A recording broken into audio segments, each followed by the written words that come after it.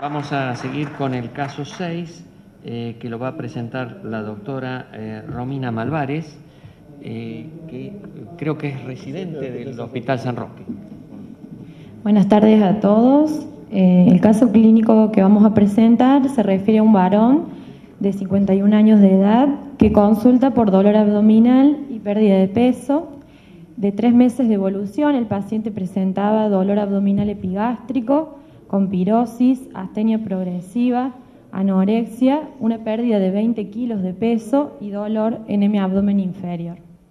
15 días previos a la consulta se agregan deposiciones diarreicas, diurnas y nocturnas, en un número de 6 a 7 deposiciones diarias, con moco sin sangre ni pus. El paciente negaba pujo y tenesmo y además presentaba vómitos abundantes no relacionados con la ingesta. Con respecto a los antecedentes patológicos, el paciente negaba tener antecedentes patológicos, alérgicos, tóxicos o quirúrgicos.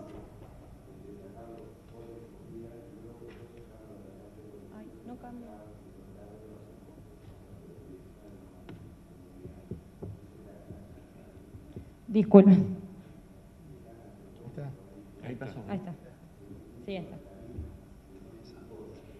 Al ingreso, el paciente en el examen físico se encontraba febril, con una leve tendencia a la hipotensión arterial, con un índice de masa corporal bajo de 16, se encontraba pálido.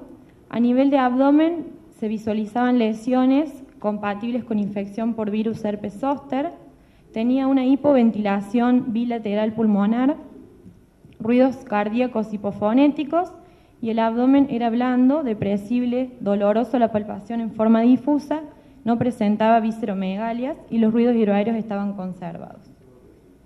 Se realiza un laboratorio al ingreso en el que se observa anemia, una eritrosedimentación acelerada de 120, una plaquetopenia, el tiempo de protrombina estaba bajo de 54, una urea de 61 con creatinina normal, una alteración en el hepatograma, una GOT de 174, GPT 67, gamma-glutamil transpeptidasa de 112 y fosfatasa alcalina de 539, y además se observa hipoalbuminemia e hiponatremia. Se le realiza una ecografía abdominal en la que se informa un hígado con un leve aumento del tamaño, con bordes regulares y con un aumento en la hiperecogenicidad compatible con esteatosis hepática sin ninguna otra alteración. El paciente persiste febril y con diarrea. Se realiza un test rápido para HIV que se informa positivo. Se le realizan hemocultivos y urocultivos que no desarrollan gérmenes. El directo de materia fecal y el coprocultivo observa Cryptosporidium. Tiene una PCR cualitativa positiva, una BDRL positiva 1 en 16 y un aumento de las inmunoglobulinas G y M. Ante esto, infectología solicita el ELISA para confirmar la infección por HIV, solicitan carga viral y recuento del linfocito CD4 y también solicitan serología para toxoplasmosis, para citomegalovirus, hepatitis virales B y C, e inician tratamiento con aciclovir para las lesiones de herpes zóster abdominal, nitazoxanida cada 12 horas y penicilina benzatínica una vez por semana. Debido a que el paciente presentaba dolor epigástrico, pirosis y una diarrea que se interpretó de origen alto, se le realiza una videoendoscopía digestiva alta. Las dos imágenes superiores corresponden a esófago. En esófago se observaban áreas de la mucosa eritematosa con algunos focos hemorrágicos y algunas zonas de la mucosa estaban conservadas. En estómago no se observaron alteraciones a destacar, pero sí a nivel de bulbo y segunda porción duodenal se observaba un leve engrosamiento de los pliegues con lesiones circulares, violáceas, algunas eran planas, otras sobrelevadas con un aspecto subepitelial. Esas lesiones fueron biopsiadas. Aquí vemos otra imagen de las lesiones. Se le realiza una colonoscopia que llegó hasta ciego. En recto se observa un leve edema de la mucosa con un patrón en empedrado, se toman biopsias y el resto del colon, la mucosa estaba conservada. Para continuar el estudio del paciente se realiza una tomografía abdominopelviana con contraste y en ella se observó, que es lo que está marcado con la flechita amarilla, un marcado engrosamiento concéntrico parietal difuso que compromete a las asas de intestino delgado de yeyuno con dilatación de las mismas, y además de en topografía de retroperitoneo, cadenas ilíacas y mesenterios se observaban múltiples imágenes nodulares bien delimitadas que realzaban poco al contraste endovenoso y que eran compatibles con adenomegalias. En esta imagen vemos las mismas alteraciones, la dilatación de las asas de intestino delgado. El paciente tiene una mala evolución, continúa con fiebre y con diarrea, se recibe el primer ELISA para HIV positivo, el recuento del linfocito CD4 era de 23 y el micológico de materia fecal informa desarrollo de Candida albicans, más de 20.000 unidades formadoras de colonias. La serología para toxoplasmosis, Chagas, virus de la hepatitis B y C eran negativas. Se le realiza un fondo de ojo para descartar retinopatía asociada a HIV o afectación de enfermedades oportunistas a nivel de la retina. Este fondo de ojo era normal. El paciente igual continúa con fiebre y presenta un deterioro agudo del sensorio con desorientación y lenguaje incoherente, por lo que se solicita un ataque de cerebro, que ya vamos a ver las imágenes, y también se realiza una punción lumbar en la que se toman muestras para hongos, para bacterias, se realiza BDRL, pero todo fue negativo. En las imágenes de la tomografía cerebral se observaba una tenue hipodensidad frontal cortical izquierda, que se interpretó como una isquemia ya evolucionada, y una leve dilatación del sistema ventricular. Se reciben las biopsias de la endoscopía digestiva alta de duodeno. Lo que observan es a nivel de la mucosa duodenal un ensanchamiento y un aplanamiento de las vellosidades, y a nivel de la lámina propia se observaba un infiltrado mononuclear y polinuclear con histiocitos en la lámina propia, con un citoplasma granular que eran levemente positivos para la tinción de Paz y positivos para la tinción de Ciel-Nielsen, lo cual es compatible con una infección por micobacterias intracelulares. El paciente tiene una muy mala evolución en un periodo corto de tiempo, continúa con fiebre, desarrolla hipotensión arterial, taquicardia, mala mecánica ventilatoria con hipoxemia, por lo cual debe ser intubado y recibir asistencia respiratoria mecánica, y evoluciona con fallo multiorgánico y lamentablemente fallece. Bueno, el diagnóstico final del caso es una infección por Mycobacterium avium en un paciente inmunodeprimido por un síndrome de inmunodeficiencia adquirida. Dos cositas nada más para recordar.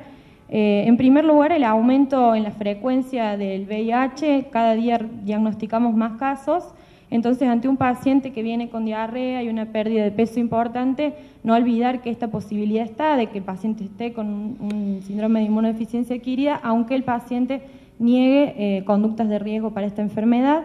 Y en segundo lugar, que en el estudio de la diarrea de un paciente con HIV debemos recordar que en general existe coexistencia de múltiples agentes infecciosos productores de esta diarrea. Nada más. Muchas gracias. Muchas gracias, doctora. Doctor Roque Sáenz, tu comentario. Bueno, claramente hay que estar siempre alerta. Todos los enfermos pueden ser individuos de riesgo y debe estar siempre dentro de nuestra arsenal el buscar el HIV. En este caso había pérdida de 20 kilos de peso. El que tengan conducta o no la tengan, a veces la gente lo oculta. Sin embargo, este enfermo tenía una serie de fenómenos infecciosos coincidentes al mismo tiempo, con una capacidad de defensa casi inexistente en lo celular. Y a mí en la carpeta que tengo decía que además tenía un Cryptosporidium positivo, que no salió ahí en la pantalla. Y es decir, este enfermo tenía información de HIV positivo, tenía Cryptosporidium, tenía Cándida, tenía un herpes, es decir, todo junto. Y habría que haber buscado también tuberculosis, pero una de las causas de infección en estos enfermos es el Mycobacterium avium intracelulares, que fue lo que se demostró finalmente. Este enfermo estaba en una etapa bastante avanzada su enfermedad y desgraciadamente no hubo mucho para ayudarlo. Doctor Marangoni, el cuadro neurológico y la imagen tomográfica, ¿qué le impresionan? Bueno, ¿se puede poner de nuevo? Bueno, la que sigue, por favor, porque ahí la verdad que no veo muchas lesiones. Aquí pareciera que hay en el hemisferio cerebral izquierdo, hay una tenue hipodensidad un poco más acentuada que lo normal, y en la imagen que yo estoy viendo de este lado, en la región frontal basal, pareciera también que hay alguna hipodensidad. La verdad que muy sutiles los cambios, pueden tratarse de áreas isquémicas, por supuesto, pero también puede ser cualquier otra cosa, porque está muy en la sustancia blanca y podría ser alguna lesión tipo encefalitis también lo que tiene. Sobre todo si lo que está señalado en la otra imagen anterior, en la fosa temporal izquierda, es real también, entonces daría la impresión de que hay una enfermedad más bien difusa y más referida a la sustancia blanca, así que habría que considerarlo. Y en cuanto a las imágenes abdominales, es lo mismo que dijimos ayer en relación con el colon, es decir, que si a mí me traen esta imagen y me cuentan un poco la historia del paciente, tendría muchas dificultades para decir la etiología de la alteración. Creo que acá la imagen sirve para decir que hay verdaderamente un proceso inflamatorio en tal lugar, en este caso en asas de yeyuno, que se ven ahí, incluso se ven muy bonitos el engrosamiento de pliegues, ahí donde está señalado con flecha. Uno busca signos asociados, por supuesto, y trata de analizar la pared, lo mismo que les dije ayer para el caso de la tuberculosis de colon, busca los ganglios, busca otros parámetros para acercar un poco el diagnóstico, pero no podríamos decir más que dónde está la lesión. Una pregunta, este caso es de un enfermo que tiene, según parecía, 2,1 de albúmina, una marcada hipoprotidemia. Esa imagen que aparece radiológica de intestino delgado, ¿podría hacerse algún diagnóstico diferencial con un franco edema de pared? Digamos, eso pregunto por ignorancia. Bueno, lo que pasa es que es un edema de la pared, ¿no? Con eso puede decir, hay un engrosamiento difuso de las paredes del intestino delgado por la extensión que tiene, hay que pensar más en un proceso inflamatorio o edematoso de la pared, más que en un proceso neoplásico, y bueno, nada más que eso, no podemos decir otra cosa. Y ya que estamos en un curso de imágenes, todas estas dudas, por ejemplo, en la tomografía de cerebro, una resonancia hubiera ayudado más, o sea, ¿qué otro método diagnóstico le hubiera permitido aproximar un poco el diagnóstico? Una resonancia magnética hubiera sido muy útil, inyección de contraste, hacer las secuencias de difusión, todo el arsenal de secuencias de resonancia magnética pudieran haber ayudado a delimitar mejor las lesiones y ver realmente la etiología. Ahí sí se podría ver. Los hallazgos, por ejemplo, para diferenciar una encefalitis de una isquemia con resonancia magnética, hoy se pueden diferenciar bastante bien. Muy bien. Muchas gracias, doctora.